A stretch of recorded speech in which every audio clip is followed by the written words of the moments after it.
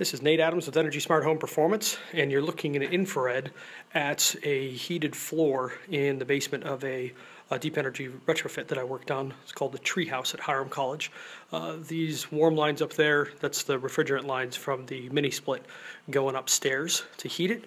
But I wanted to show you, in infrared anyway, how the system works. So right here is the water heater. This is actually a heat pump water heater, which uses electricity.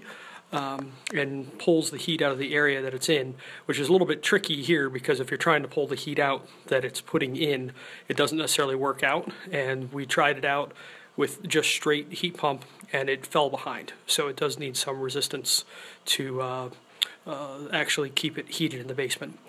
But if you see this thing on the wall that's warm right there, so it's showing about 91, that is the heat transfer. So this right here is where the heat is coming in from the water heater, and then it comes through and it goes to here, which goes to the floor. So you can't mix potable or drinkable water along with water from the floor system. So this is where the transfer takes place. And then the cold water comes back from the floor here and out of the heat transfer unit here on this pipe. So you can note up here, this is not very accurate really because I'm trying to pull off of a metal which doesn't read well, but that's showing about 87, and that about jives with what I'm feeling. So it's warm, but it's not super warm, so maybe it's 95, something along those lines. Actually, and there you go, you're seeing the 95 there, and then it's transferring to this pipe at around 80 degrees, 77, 78.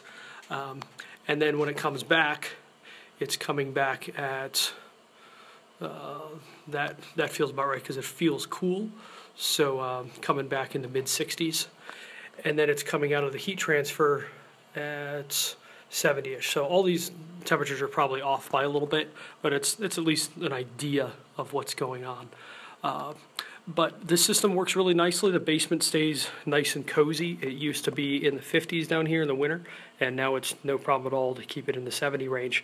So it was an idea that initially I wasn't super enthused about. I would have preferred to just put a mini split head down here, but this ended up working out really quite well. So I have to get the energy monitor working and figure out exactly how much juice it takes to do this, and I'll understand more. Thanks for watching.